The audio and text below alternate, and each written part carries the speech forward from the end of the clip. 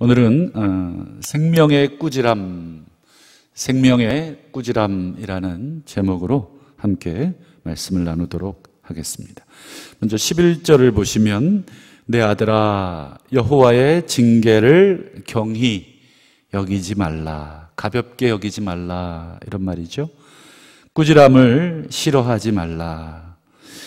사실 징계, 또 꾸지람 이런 거 좋아하는 사람들이 몇이나 되겠습니까? 우리의 본성상 징계를 받거나 꾸지람을 듣는 것은 참 마음이 좋지 않죠. 우리가 다 내가 잘못한 거 알아도 또 이렇게 또 칭찬받기 원하고 또 인정받기 원하고 때로는 위로받기 원하는 그런 게 우리 인간이죠. 그런데 여기서 여호와의 징계, 여호와의 꾸지람을 경히 여기지 말고 싫어하지 말라 하는 이유가 있습니다. 우리 12절을 보시죠. 대저 여호와께서 그 사랑하시는 자를 징계하시기 때문이다. 그 뒤에 보면 이제 마치 아비가 그 기뻐하는 아들을 징계함 같이, 이런 뜻입니다. 인간의 아버지도 아들을 기뻐하기 때문에 아들이 잘못되는 길을 그냥 두고 본다. 이건 옆집 아들이 되겠죠. 내 아들은 그렇게 잘못돼 가는 길을 그냥 지켜볼 아비는 아무도 없습니다. 왜 그런 말 있지 않습니까? 도둑도 자기 아들은 도둑질하지 않기를 또 바란다. 그러니까 그게 사실은 우리 부모에게 주신 어떻게 보면 본성적인 거죠. 그것처럼 하물며 하나님은 그냥 아무나 다 징계하지 않습니다. 하나님이 징계할 때는 아직 내가 그 아들을 사랑한다는 뜻이 되겠죠. 하나님의 최고의 형벌이 뭐냐면 그냥 유기입니다. 유기. 버려두는 거죠. 어떤 짓을 해도 여러분 버려둔다. 그게 여러분 좋은 게 아니고, 또 때로는 왜 그런 불만을 할 때가 있죠. 하나님 왜 쟤는 저렇게 못된 짓 하고 저렇게 나쁜 짓 하는데 왜 그냥 두시냐. 여러분 우리 인간의 입장에서는 그냥 번갯불을 내려서 그냥 꼬실라 주시면 좋겠는데 하나님이 그렇게 안 하는 이유가 있죠. 그러면 가만 생각해 보실 필요가 있어요.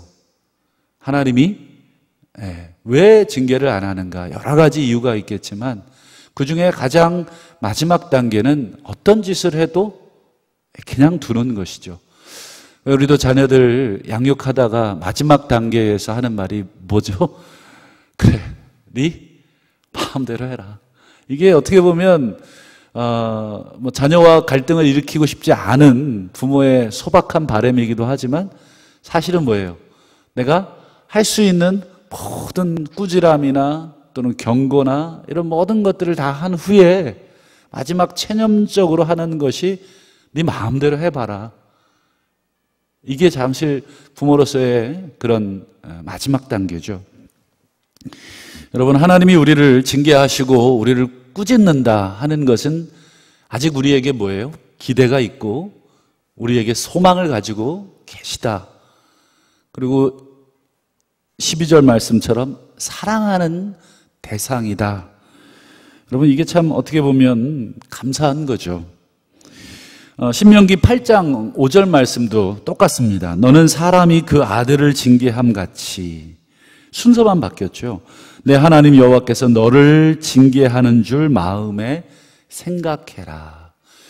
그러니까 하나님이 여러 가지로 나를 힘들게 할 때가 느껴지시나요? 왜 이렇게 하나님이, 그러면 하나님 문제인가요? 아니면 내 문제인가요? 나를 돌아볼 문제입니다. 하나님이 왜 이렇게 우리를 힘들게 할까? 때로는 우리를 왜 이렇게 괴롭게 하실까? 할 때는 여러분, 지혜로운 아들은 내 자신을 한번 되돌아보는 그런 지혜가 필요한 것이죠. 여러분, 어찌 보면 우리가 하나님의 꾸짖는 음성, 또 징계하는 것, 여러분 들리십니까? 여러분, 지금까지 살면서 우리 하나님 너무 좋은 하나님이야. 나는 이렇게, 물론 하나님 앞에 잘 사셔서 하나님께서 여러분들을 꾸짖지 아니하시고 잘했다 이렇게 칭찬하실 수도 있죠. 그런데 이거 내가 봐도 악한 내가 생각해도 내 행동이나 내 말이 참 못됐다. 이거 내가 너무 이거 너무 사람들이 몰라서 그렇지 이거 하나님 앞에서는 내 행동과 내 말이 참 못된 의도를 가지고 내가 한 말이다. 그거는 하나님과 우리 개인만이 알겠죠. 그럼에도 불구하고 하나님이 징계하지 않는다. 때로는 그런 것들을 하나님이 징계한다. 가끔 이렇게 기도하러 이렇게 앉아 있으면 하나님이 여러분들도 그런 경험 하시는지 그런 경험 하시리라고 생각을 하는데 가끔 하나님이 이렇게 저희 뒤통수를 한 대 꿍 때리는 느낌이 있어요. 야 이놈아 너나 잘해라. 그럼 이제 괜히 이렇게 한번 만져보게 됩니다. 그러고는 꼭 한마디 하죠. 그렇죠 하나님 죄송하고 또 하나님 제가 내 자신을 돌아보지 못하는 부끄럽습니다. 하나님이 가끔 우리 뒤통수나 우리 귓구멍에다가 대고 야 너는 잘하고 있냐? 이렇게 얘기할 때가 있어요. 속이 상하기도 하고 그런 경험 청년 때 몇 번 했고 또 지금도 사실은 여전히 하고 있습니다만 그렇게 하나님이 꾸지람 또는 징계를 할 때 여러분 참 하나님이 우리를 사랑하신다. 그래서 히브리서 여러분 12장 11절을 보시면 무릇 징계가 당시에는 즐거워 보이지 않고 슬퍼 보이나 후에 그로 말미암아 연단을 받은 자는 의와 평강의 열매를 맺느니라.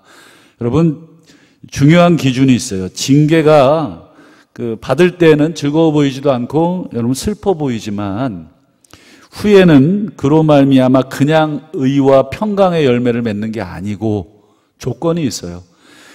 연단을 받은 자여야 합니다.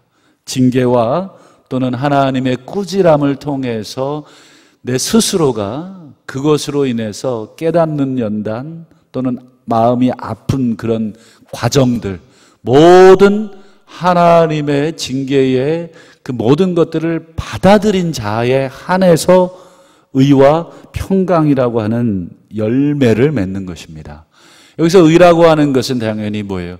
하나님과의 올바른 관계 이게 이 단어이고 평강이라는 건 뭐예요?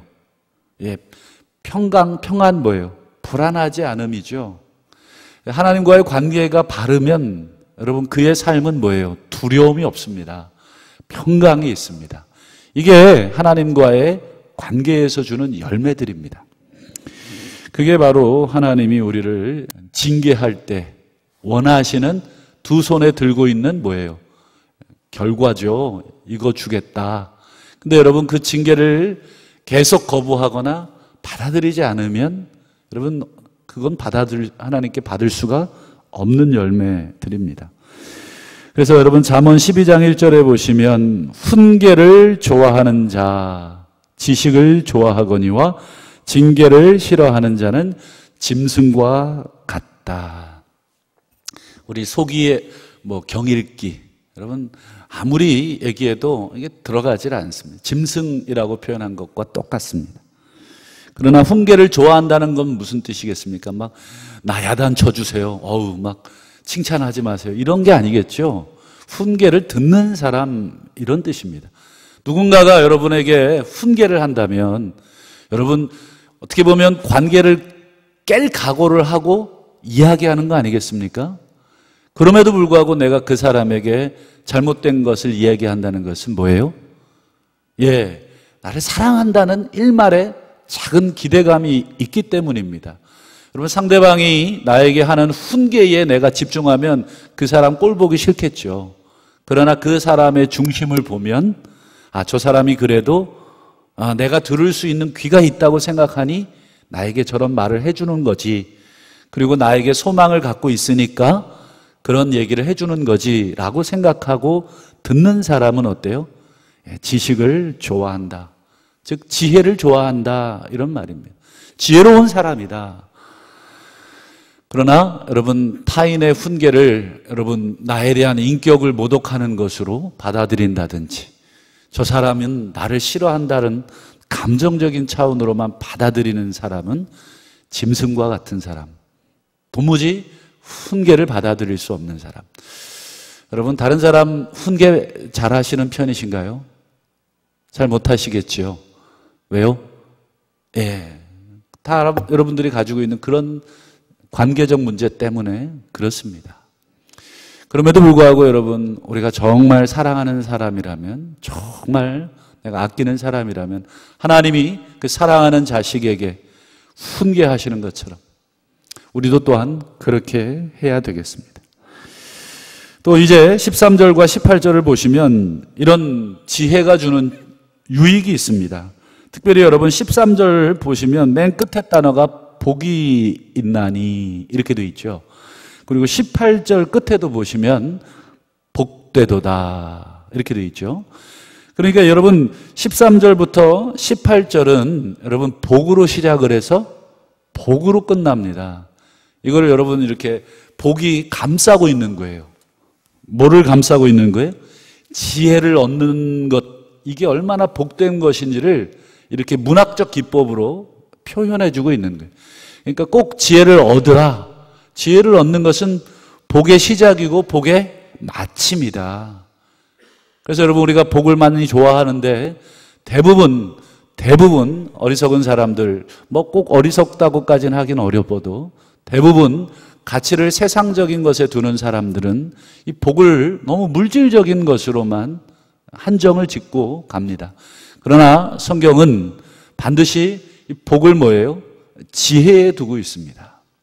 여러분 유태인들이 자녀들에게 무엇을 물려주라고 합니까? 지혜, 지식을 물려줘라. 돈을 물려주지 말고. 왜요?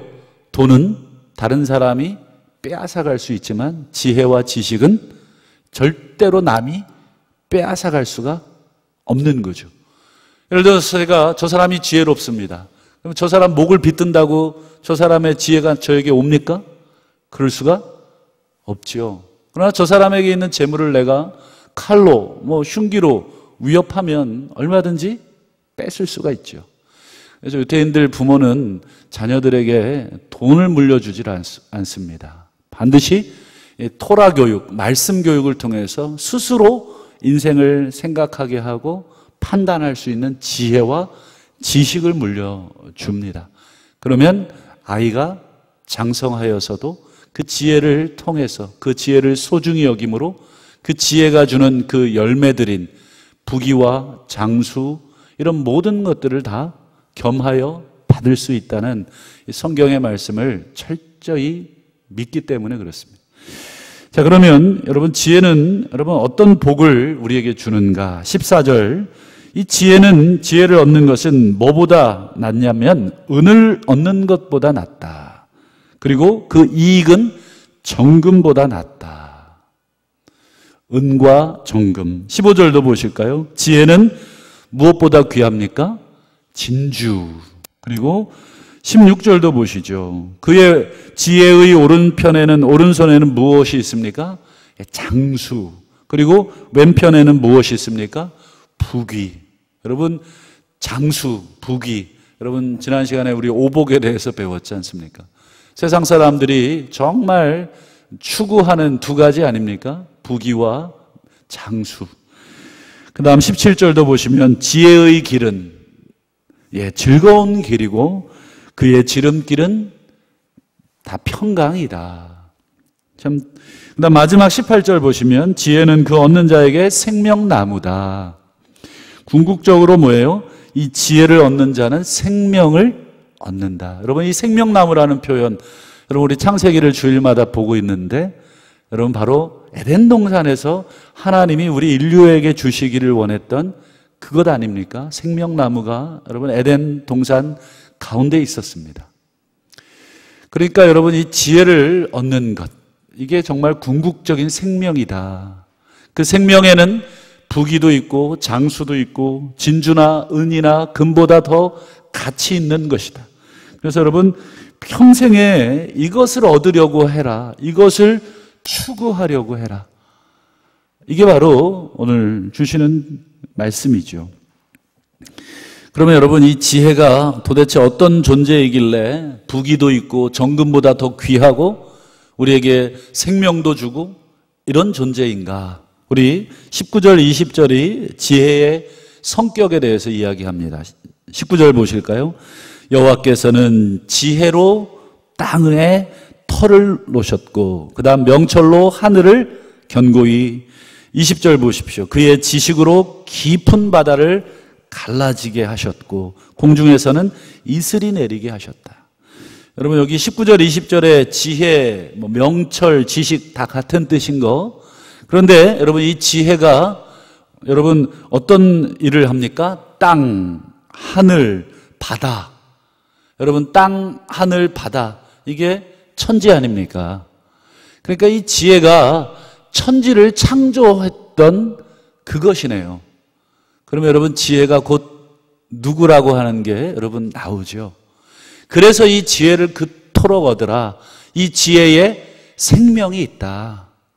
이런 말을 지금 솔로몬이 계속 하는 것이죠.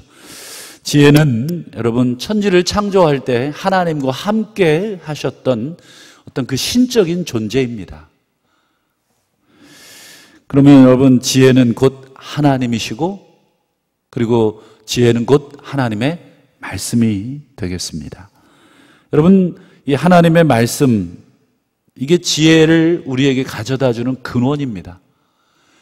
여러분, 지혜롭기를 원하신다면, 우리 자녀들 또는 우리 본인 스스로 지혜를 갖기를 원하신다면 어릴 때부터 말씀을 가까이 할 수 있도록 지도하셔야 합니다. 그리고 나 스스로도 지혜롭기를 원한다면 말씀을 늘 가까이 하셔야 합니다.